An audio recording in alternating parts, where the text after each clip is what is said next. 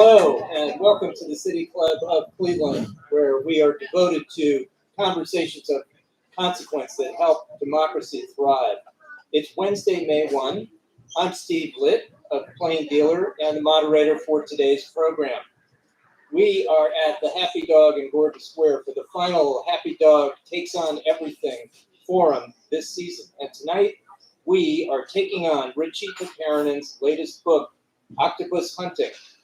You may know Richey as a son of Cleveland, as one of the city's leading researchers on urban poverty and community development. He has built a decades-long reputation on his keen ability to recount why Rust Belt cities like Cleveland have struggled to thrive, all while revealing the promise of what is possible. But then in January 2021, Richey would come face to face with a glioblastoma diagnosis, an aggressive form of brain cancer. What came next was the book Octopus Hunting. It's a collection of 14 essays on history and economics of Cleveland, and also part memoir, filled with wisdom in the face of life and death, while living in a city that is in its very own throes of revival and survival. So now we will hear more about Richey's journey and his work. Members and friends of the City Club, please join me in welcoming our Richey to the Happy Dog.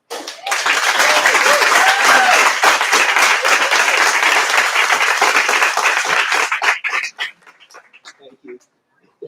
So, before we dive in, you want to say something first before we dive into there's a little dedication I wrote, short dedication I wrote at the beginning of the book. My family's here first. I just want to say I love you. So this is the book dedication. This book is dedicated to the sons and daughters of the Rust Belt, to those we have lost to cancer, to those who had cancer, to those who have yet to have cancer. This book is dedicated to those.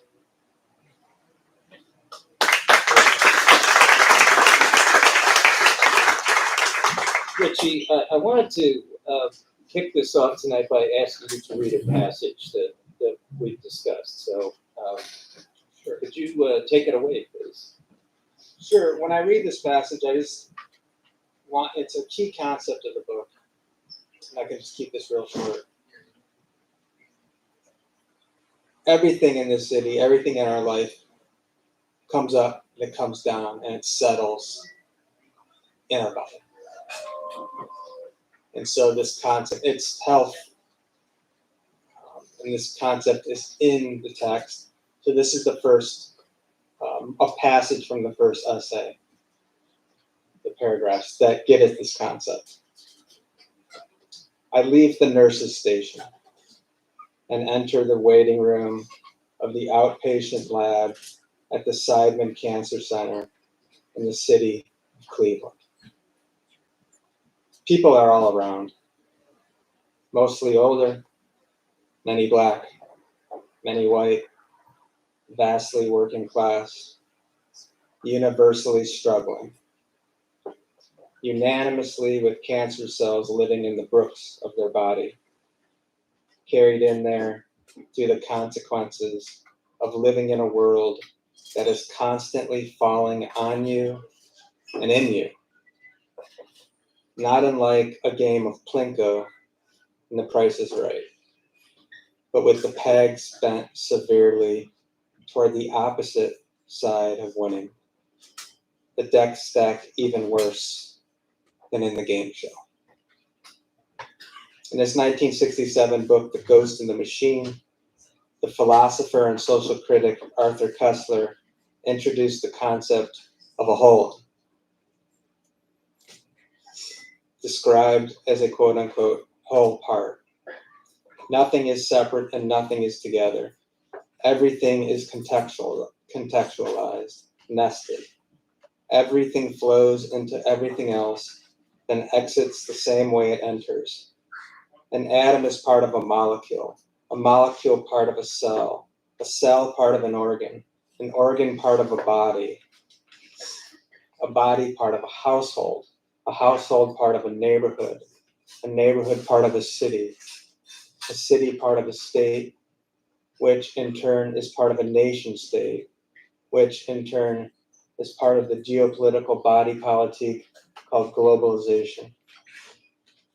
Up top, there sits the overachievers, the go-getters, the Ivy Leaguers, or those born into it, not unlike how a baby beaver is tubularly greased in the cast of its colony. Yet what goes up must come down.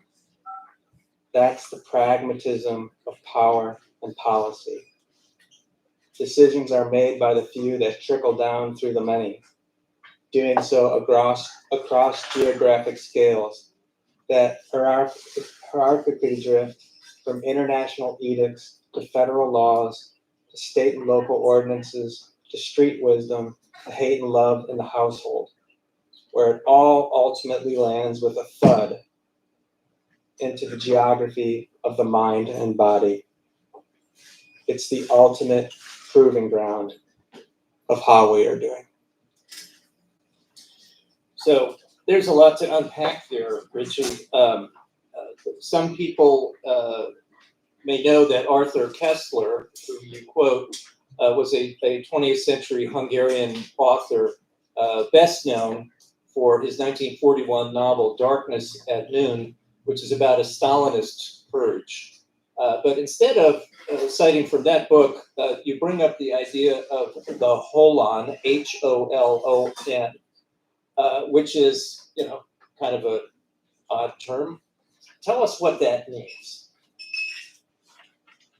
That's kind of at the key in that to that section you just So read. spatially, we think in categories that are nested. We're in the bar. When we walk out of this bar, we're on the street. We go to the city. Sometimes we think up to a heaven. We can think down to a hell. That's the conditioning of our brains. But what we often mistake is we think these categories are separate. Our mind is separate from our body, for instance. This is a lot of how the Western medical system thinks. But the holon is knowing that everything is together and that nothing is separate.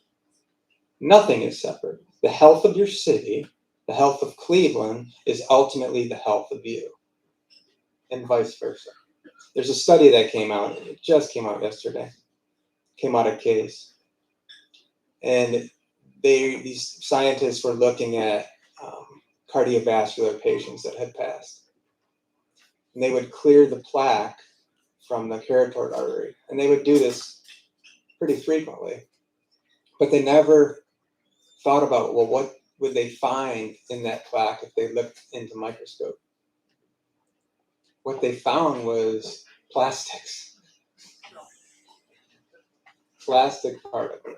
The microplastics. Microplastics. That everybody's writing about so much because they're just all over the environment and ending up in our bodies. And then it picks on local issues. You remember plastic bag.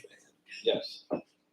This is exactly what I'm talking about when I say what's big becomes small, what's macro becomes micro, what's global becomes local. It ends up in your body. You love making connections between things, and I think that's one of the things that this extraordinary book does is it draws connections between things that you might not see as linked. And that starts with your own life experience here, growing up in Cleveland, traumas that you experienced as a young man, and then later on in life, and then that connects to the illness that you're struggling with now. That's sort of those facts are at the root of why you wanted to write this book. That connection between the city, and it comes down to you ultimately. This is something you wanted to tell us about. Yeah, the concept of the book, we all have a narrative, and sometimes the narratives get really visceral, especially when you have a life-threatening terminal illness. I mean, everything's complicated. And you want to tell that story, and I think a lot of others with a grave illness want to tell that story. If not only to leave a mark, to say, I was here, and to leave that presence. And so, but I didn't want to tell the story through just the lens of brain cancer. Because I am not just a brain cancer patient. I'm a son of Cleveland. I'm a son of Rust Belt. And I have sons and daughters of Cleveland and the Rust Belt. And an illness is contextualized. It's part of everything. The world, it's in my field, it's called social determinants of health, about housing and jobs and how there's so many upstream factors to downstream disease. But I think with the book, it was just made personal, and it was mixed in with my subject matter expertise. That was made a difference. So in that sense, the interweaving between the economy and the city with my body, and how there's that interplay. And it's not just for me, it's for every one of us in here and every one of us out there. That's the holon. That's Cleveland. That's the social determinants of health. I like to call it the structural determinants of health. Before we dig a little deeper into that, I want to just ask, how are you doing now? I mean, I've had two craniotomies. So, I mean, these are scars from those brain surgeries. But I'm stable. It's been 3 years. My MRI. And there's some other folks with glioblastoma in this room. And that's, I mean, the median life expectancy is around 10 months with GBM. Grateful, and I mean, so grateful that I'm here. And it's not just myself with GBM, it's all of us. It's grateful being here. And the terminal illness just gives you that, shove your face up against the window and says, look, can't avoid it. It's there. And so to that extent, I'm here, I'm stable. The cancer supposedly doesn't go into remission. That's just something kind of what you, in one of the essays in the book, I call it living with a guillotine necklace. We all do. But it's how contracted the situation is in your life. And in some way, if it's not that contracted, you move away from that. You go to a Cavs game, you go to work. Do I miss that life? Sure. I miss that life. But at the same time, there's so much of that life I don't miss. Because having this second life has brought out so much of what I wanted to do, like be an artist.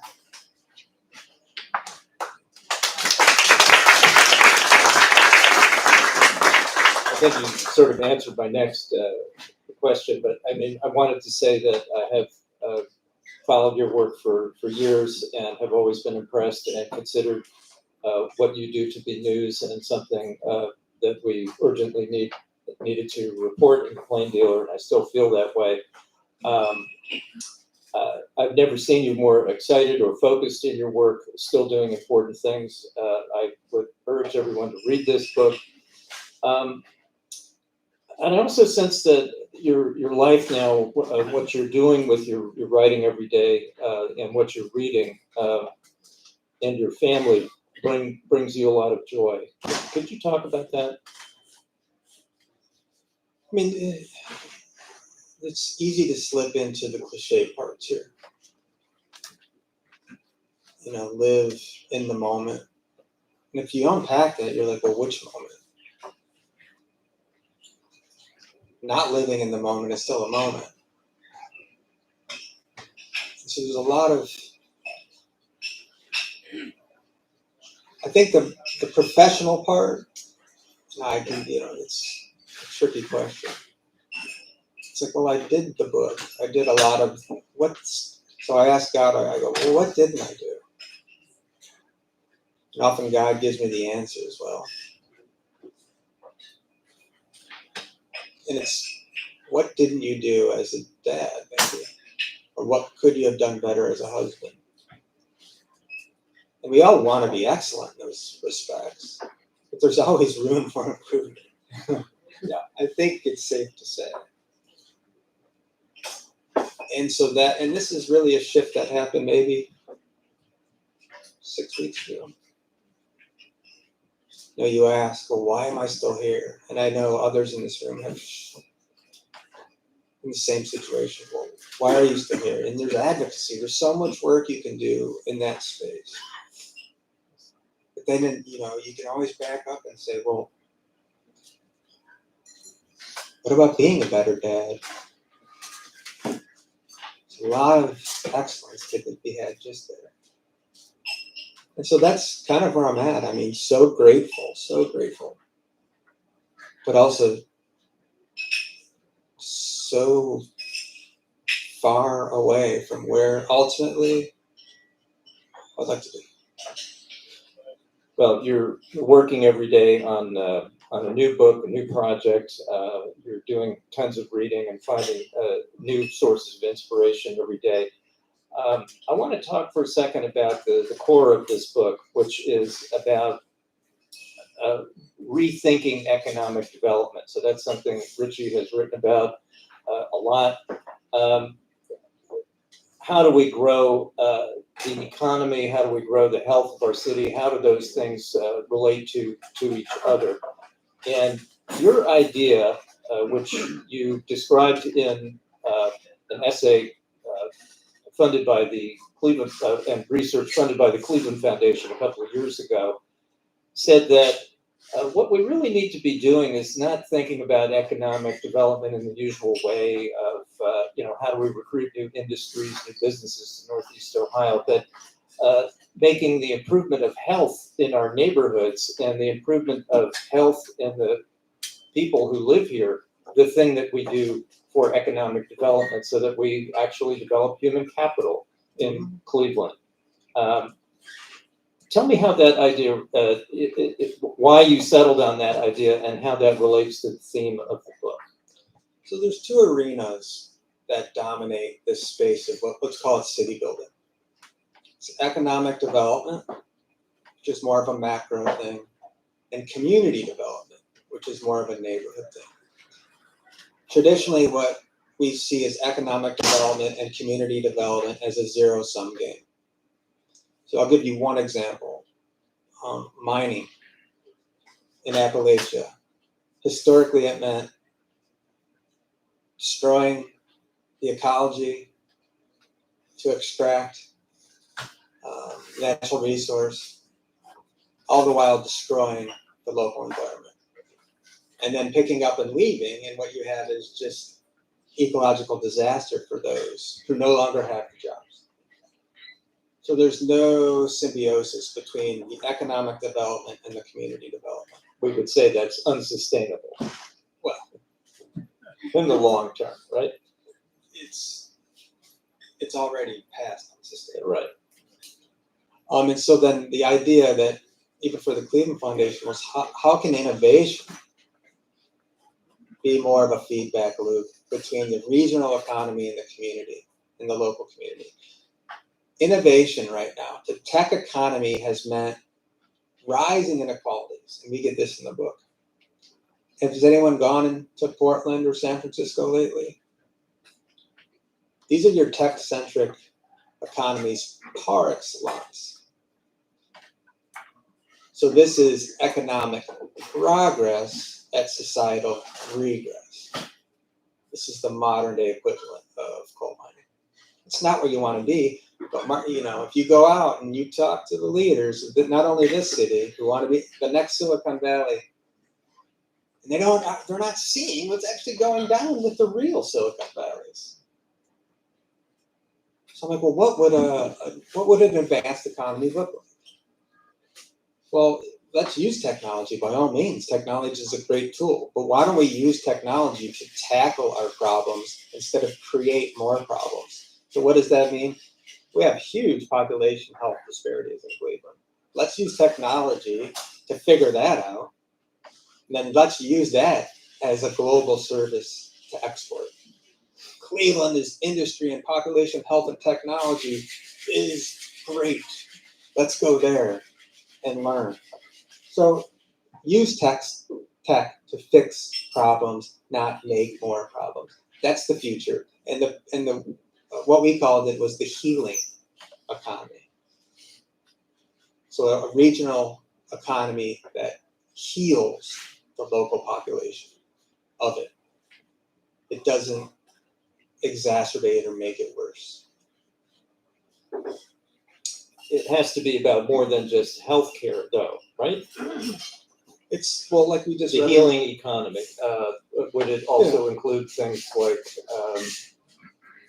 childcare, universal basic income, better funding for schools, other things like that? So the only reason we focus on healing is because Cleveland, as an industry, has done amazing things with healthcare and manufacturing. That's where the skills. It's called the agglomeration economy.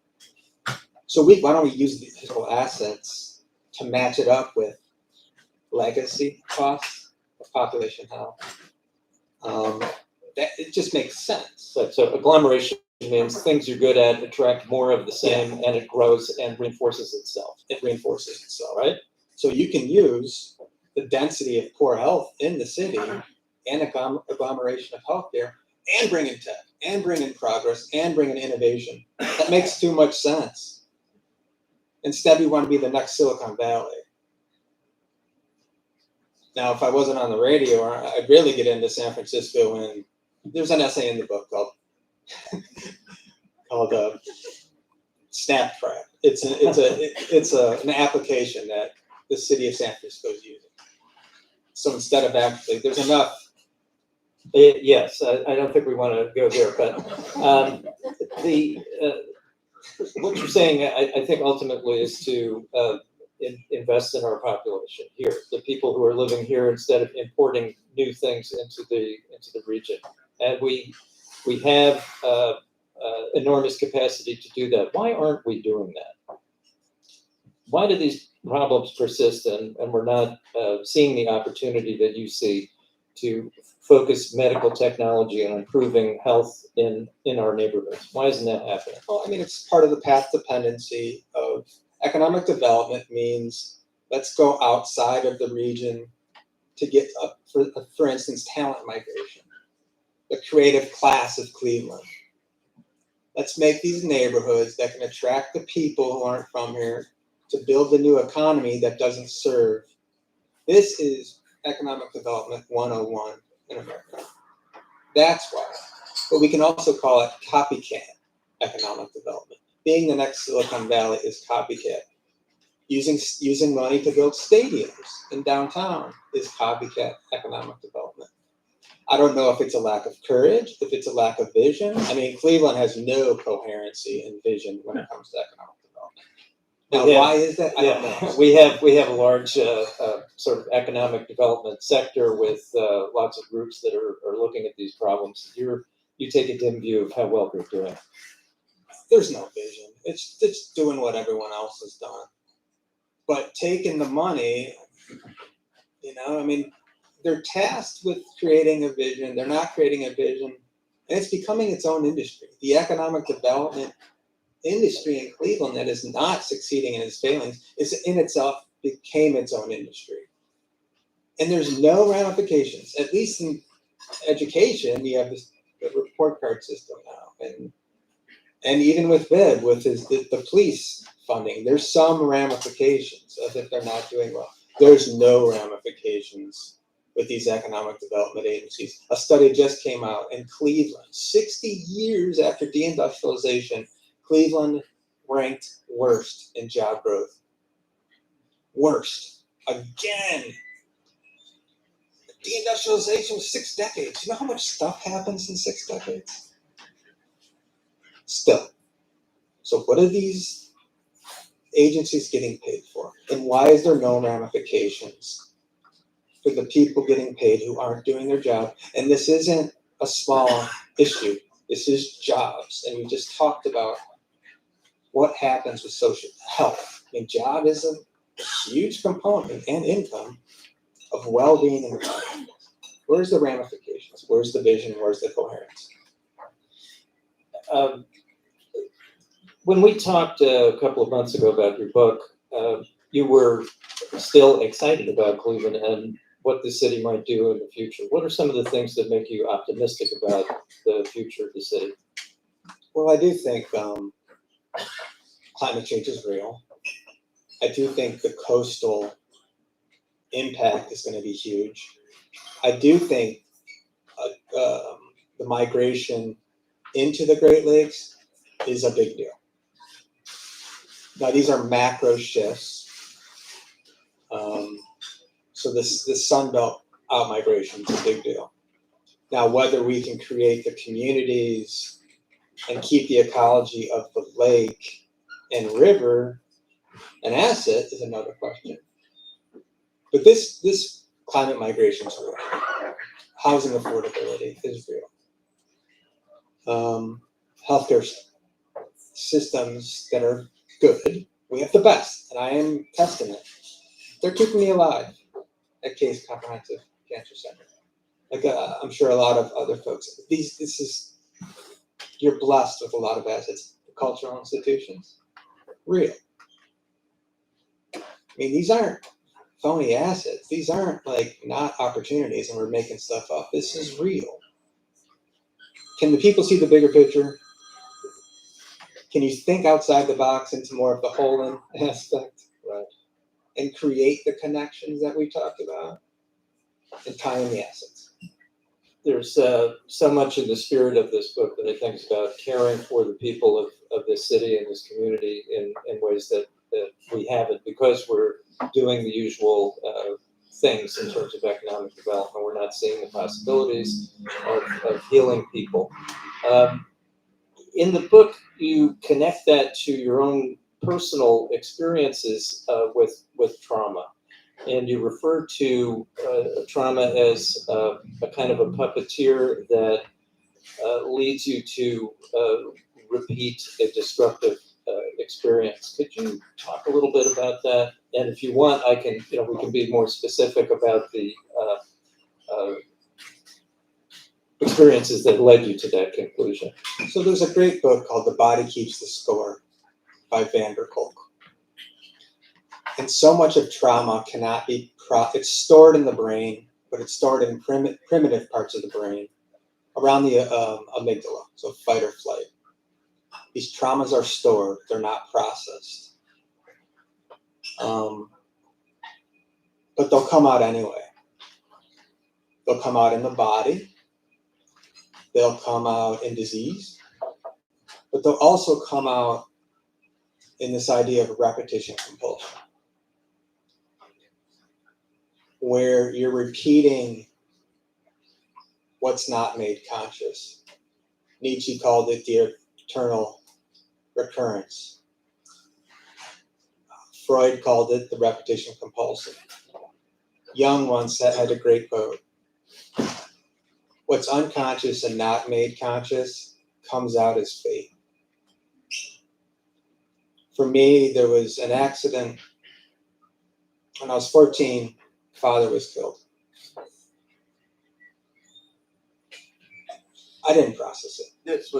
This was a car accident, and your dad suffered a head injury. You were in the car at the time. Yes, and this was not processed. Fast forward, I'm riding a bike on West 25th. When you were about 28. 28, on the same street is where the accident was. I get hit by a car. Taken to the same hospital as my father. Same trauma center. Is this coincidence, or did I recreate the experience of the trauma? which Jung calls synchronicity, meaningful coincidences. And of course, not of course, but there's a connection now between brain trauma and glioblastoma. So you can see these repeating, these echoes coming out. Now, is this me just trying to make meaning the chaos of this life, leading me to this place with you? But it speaks to even inner city violence. Trauma does not go away. Trauma stays and it echoes forward. And the lack of understanding of that within the city of Cleveland, and it doesn't have to be in the city, it doesn't have to be in gun violence, but it's a huge issue. You can't just say, let's go to workforce training when you have a hurricane and a tornado in your body from seeing so much trauma. If you don't deal with that, there is no workforce retraining. But it just, one little slice that in the book, we talk about my personal, and then we look at and link, through the brain cancer, but then linking back out to the work of city building and an issue that we have in Cleveland. Yeah, I mean, the book is constantly switching back and forth between these two narratives of your own life, your own experience, and the struggles of the city, and kind of zooming in and out. You identify your own trauma as something that I think helps you relate to the difficulties faced by other people in the city.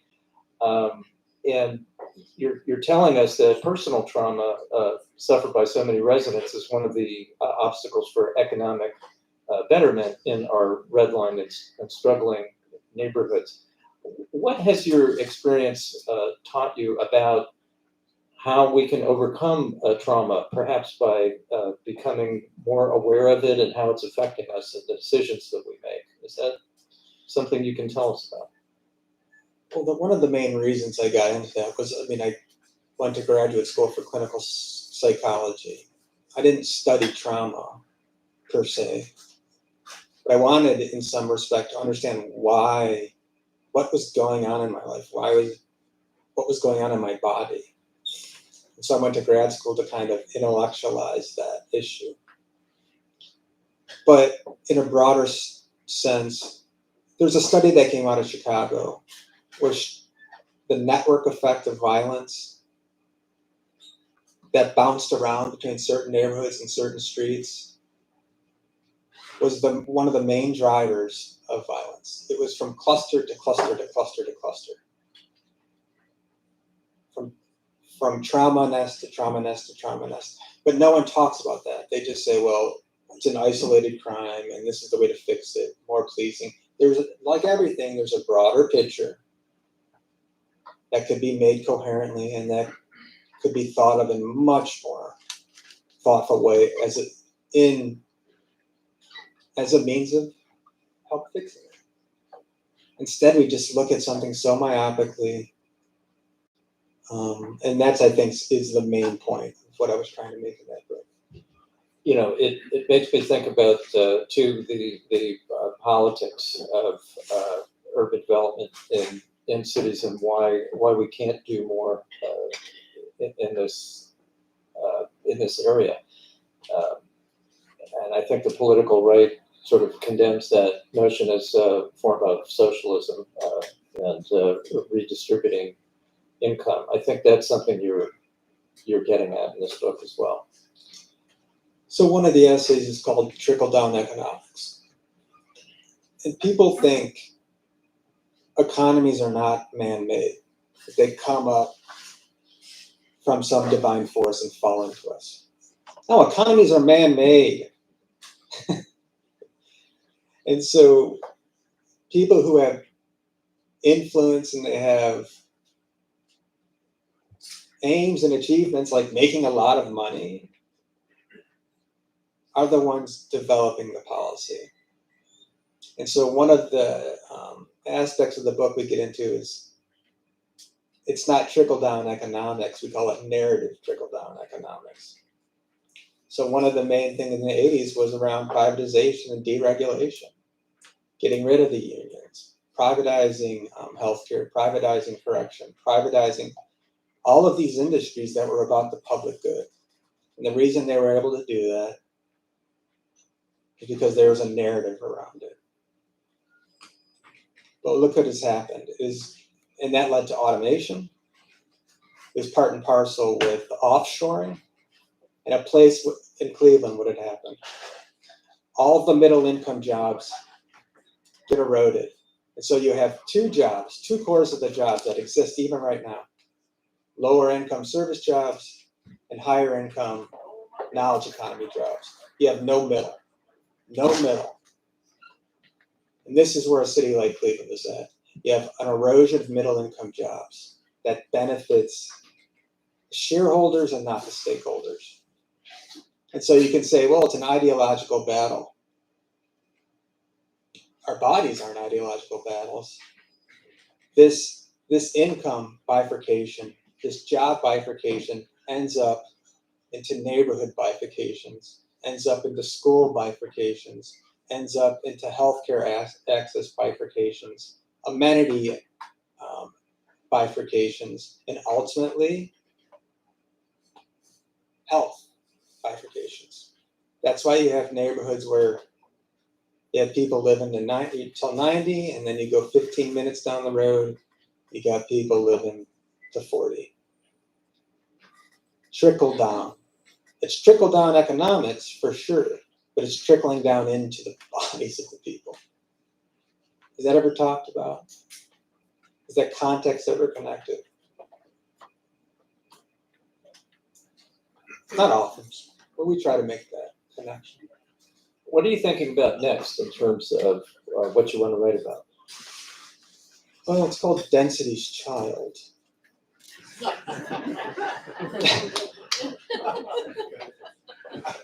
There's a concept in economic development where density is the creator of anything. It means if you haven't heard the term ideas having sex, collisions, you build dense neighborhoods, you build coffee shops, you build all these places where people are running into each other.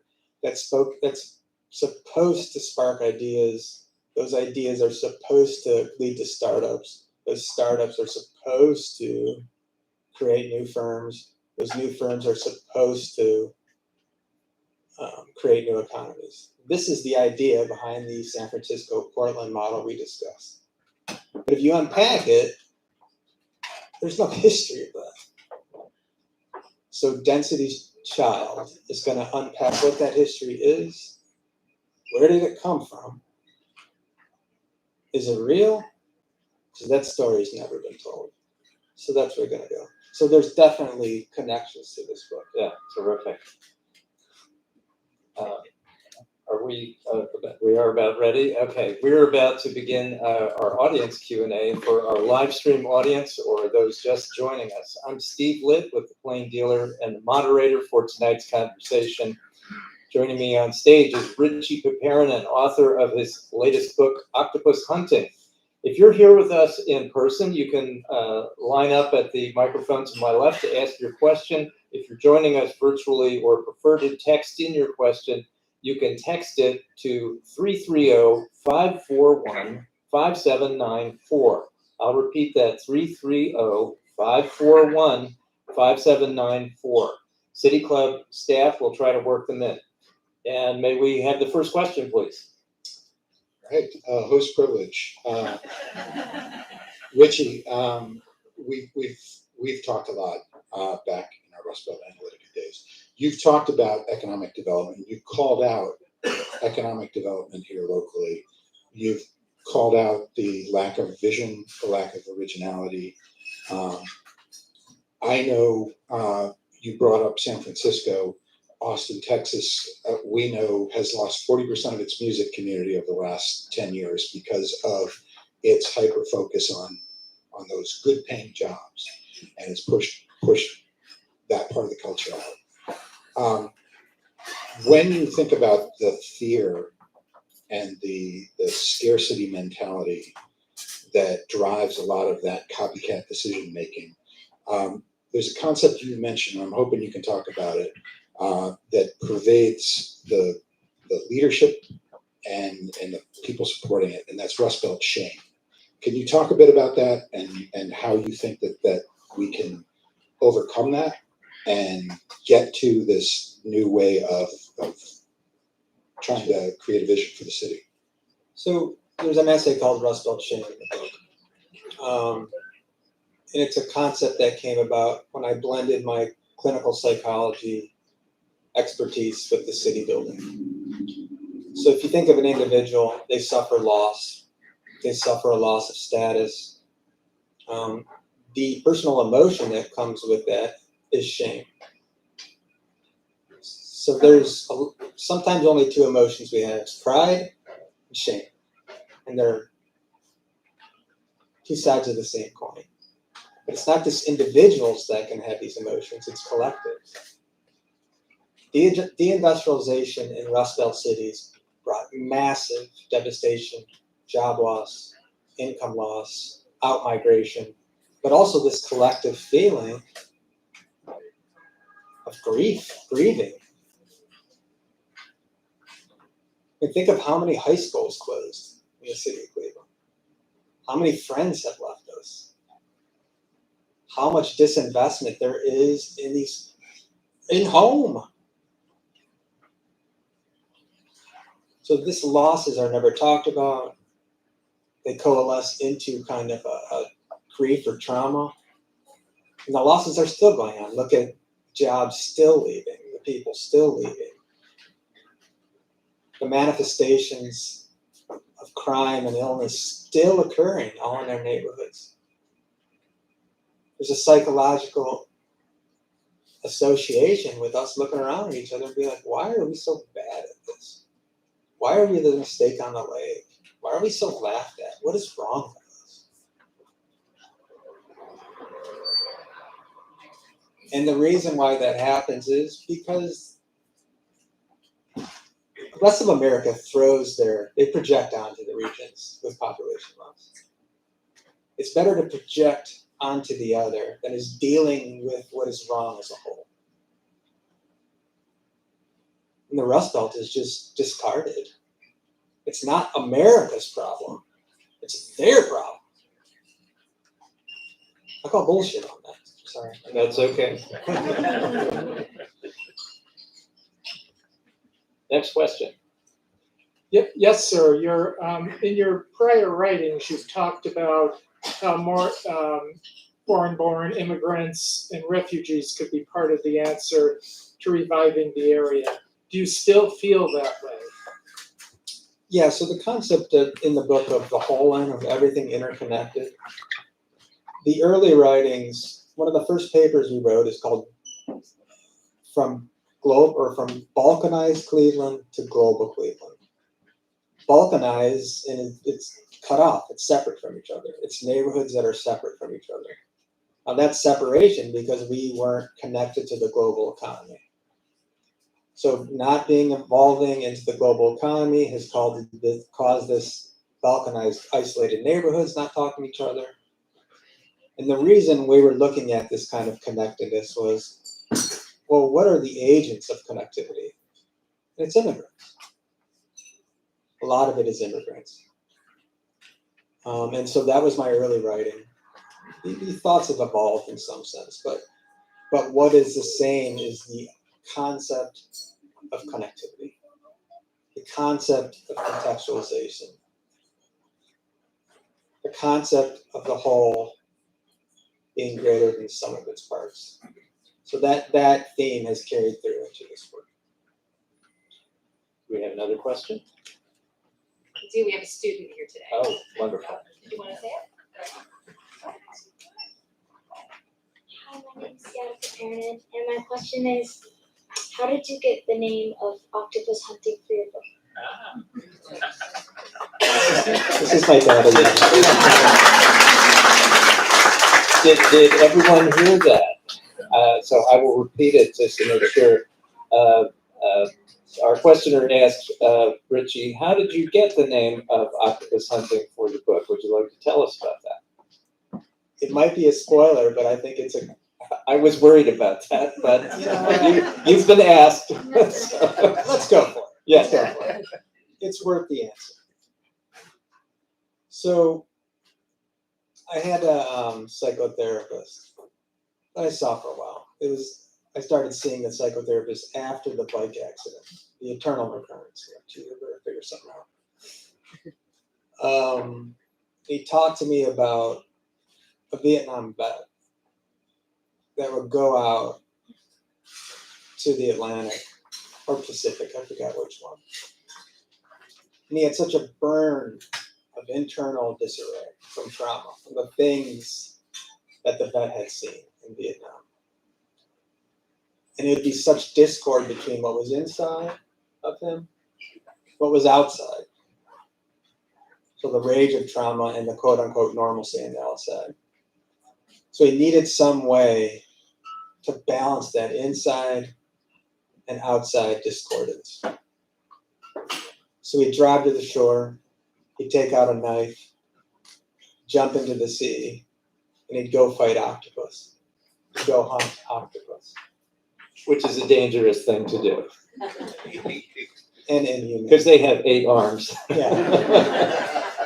And inhumane. 2 against 6. And all of that. So, So that was his way of release. And it's, in some respects, it's a suicide pact. And it goes back to the Jungian quote. What's not made conscious comes out as fake. And there's a last line of the book I really love to say because it's a really beautiful line. I can't do it. next question. Thank you, Richey. Hey, my name is Matt Wackham. I'm the director of Literary Cleveland, so I have a writing question. Could you slow that down again, please? You Sure. are Matt Wackham, the director of Literary Cleveland. Literary Cleveland. So Thank I'm you. interested in writing, and especially how this book seems to be a mix of policy and economic development and psychology and sociology and memoir. So you're sort of mixing genres. And so I'm curious a little bit about the inspiration behind that form, as well as maybe how that might inspire the solutions you're talking about, which require people to combine across different disciplines, both as individuals and as groups. Sure. So maybe I can talk about the form. So the style, the literary technique was, can I keep the reader's attention with brain cancer story? I mean, at some point, probably in the first 20 pages, you're going to be like, forget this. It's just too much. And not only because of it's a tough topic, America is not a place to talk about death, to write about death. And if there is a death-denying culture out there in this world, it's America. And so but at the same time, it's an important topic. It doesn't have to be death, cancer, illness, failure. I mean, there's so many ways. And so, well, how can I get the message across to keep the reader's attention? Well, I can parallel story with my subject matter expertise of economic development. So because you can interweave them with the outside being the inside and the inside being the outside. I mean, there's an important conceptual and scholarly approach to that. That if you want to keep a reader's attention and you want to get this book read, you got to figure out that way. So that's a good question. Thank you. You know, there's another aspect to your writing that we haven't talked about, which is healthcare advocacy, based on your experience. Do you want to tell us about that? So I'm dipping my toes a little bit into the advocacy. I'm starting to look at journals, healthcare peer-reviewed journals. Recently, I wrote an article entitled "Finding a Voice for the Terminally Ill" that got accepted from a fairly prestigious journal called Journal of Health Affairs. And there was a real, there's a going back with the editors. And, I mean, real peer review, sending it out. But it was narrative. It wasn't scholarly in a sense when I'm throwing numbers out there. It was a narrative first-person experience. And the healthcare industry is looking for that. It was the subject that it's called Narrative Matters. That's the writing submitted to. And it's related to the fact of when I go into the doctors are great, they're doing as best as they can. But the bedside manner is not the best, it's not just the bedside manner, it's, physicists don't make the greatest metaphysicists. So there's these patients with their face against the wall, staring death right in the eye. And if a doctor can't fix that, they don't know what to do. They're not trained for that. Yeah, I think there's a quote here that I got from our interview, and I think you were talking about the same thing. What the seriously ill and terminally ill patient experiences in the healthcare industry is existentially pretty profound. Doctors don't want to deal with you because they can't fix you. When they look at you, what do they see? They see their own death. When you're a walking ghost, you get so much of that displaced onto you, and you feel it and you deal with it. I think there's no better way to say it than that. I mean, we could go on for a whole hour on that topic, but it's tough. It's not just in the doctor's office, it's tough in society, even for just cancer patients. I was joking when I go into places and people see my head, when they realize what it is, they turn away real quick. And I've noticed it. So I was just like, well, how do I give them license to look at my head? I'm like, I'll get a tattoo on the scar. And it'll be like the zodiac sign of cancer. And it's still a possibility. I think we got another question. Yes, sir. Yeah, so to the intersection of what is personal health is population health, what is economic development is community development. You mentioned earlier about the 60 years of deindustrialization, where we stand with respect to jobs. As I was reading, I was thinking about how there's a distinct difference between chronic disease. There's diseases that creep up on you, and you used the phrase earlier tonight, shove your face in it. Sure. And then there's the heart stopping, right. Yeah. Is there a line that you could draw, bringing those two worlds together, between the Black Friday that happens in Pittsburgh in 1979 and 140,000 jobs are lost in 6 months, right? And a slow, gradual, you don't have to pay attention to this, but it is seeping, it is omnipresent, it's forever, but we just kind of just going to skate by until our face is shoved in it, and then we haven't, to your words earlier, we haven't even realized how far past we are. Yeah, the line is called deaths of despair. So this is a term in the book. I'm blanking on the name. Deepen. Angus Deaton. Angus Deaton. So what they're finding is, Who's a sociologist who has drawn attention to the existence of deaths of despair in working class white communities across the country. and so when one of the recent studies, they're finding that the life expectancy not only stalled in America, it's gone down. And this has nothing to do with COVID. And they found out that the geographies of this deaths of despair was working class parts of Maine and the Ohio River Valley. Those are the two hotspots.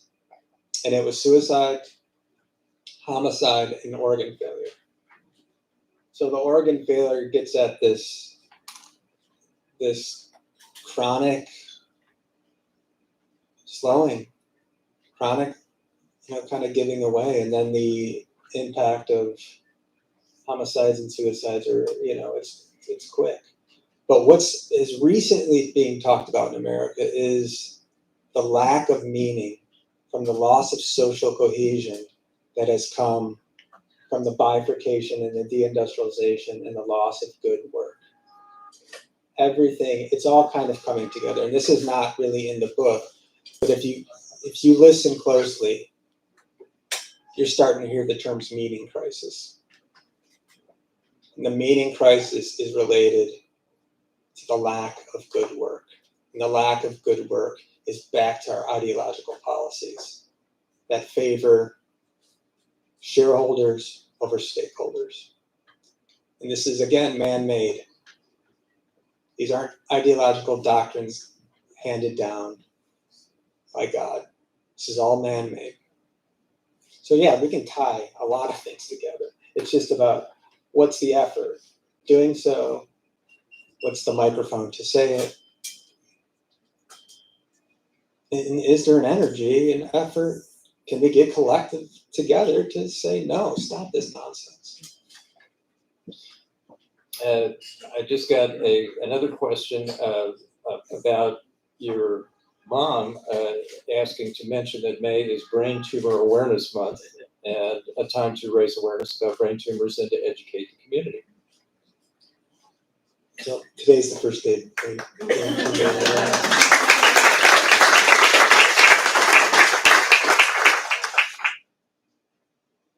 So I'm going to piggyback on what you were just talking about, Richie, in terms of the bifurcation that we're seeing in the economy, and let's relate that to issues driving the presidential election this year. I think that's a very obvious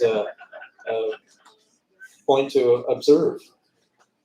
You're doing so well. I'm sorry.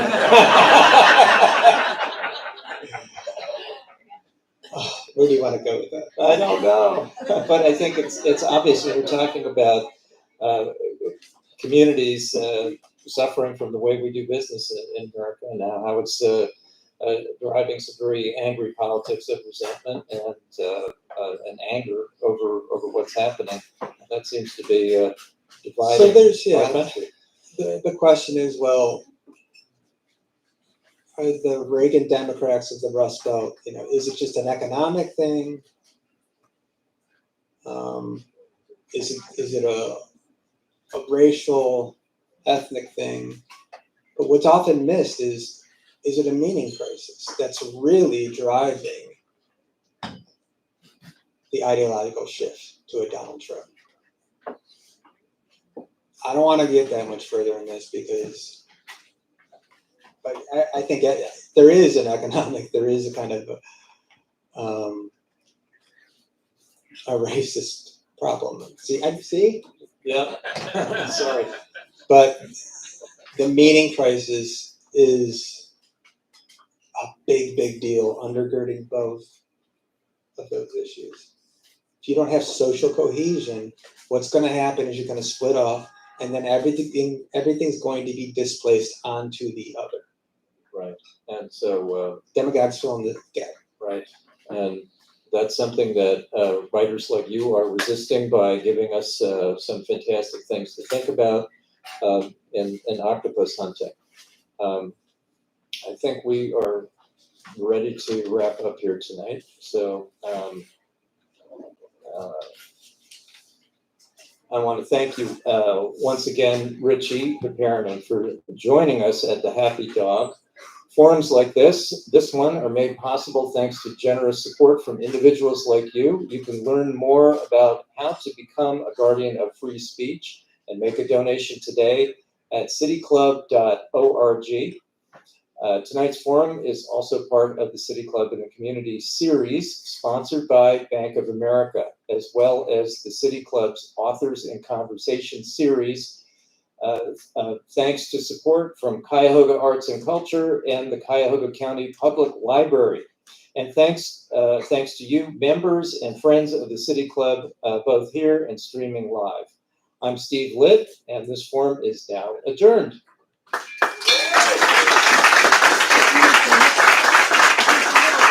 Thank you.